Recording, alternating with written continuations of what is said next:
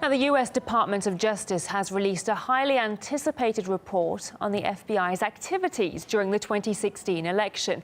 It focuses on former FBI Director James Comey and his handling of the Clinton email investigation.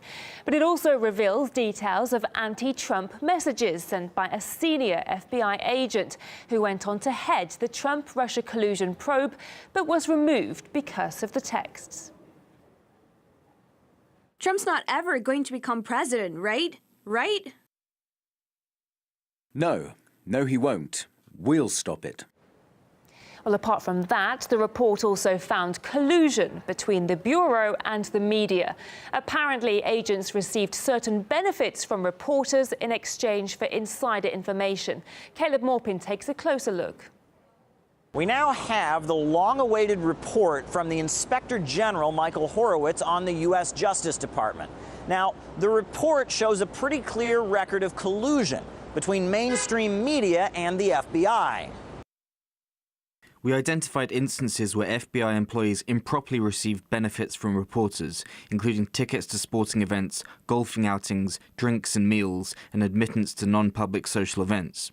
We will separately report on those investigations as they are concluded.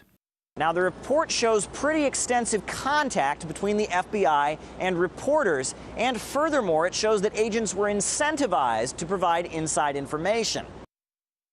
We have profound concerns about the volume and extent of unauthorized media contacts by FBI personnel that we have uncovered during our review.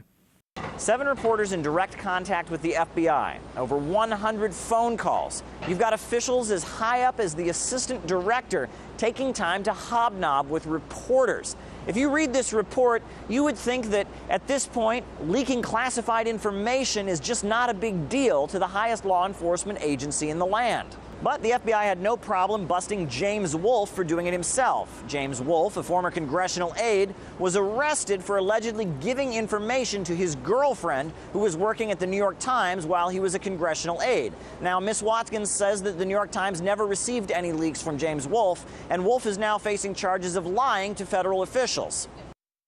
Mr. Wolfe's alleged conduct is a betrayal of the extraordinary public trust that had been placed in him. What about when FBI agents themselves are the ones providing a steady trickle of information to the press? They say it's not a big deal. It's just simply a matter of a few bad apples. The OIG report makes clear that we have got some work to do. But let's also be clear on the scope of this report. It's focused on a specific set of events back in 2016 and a small number of FBI employees connected with those events.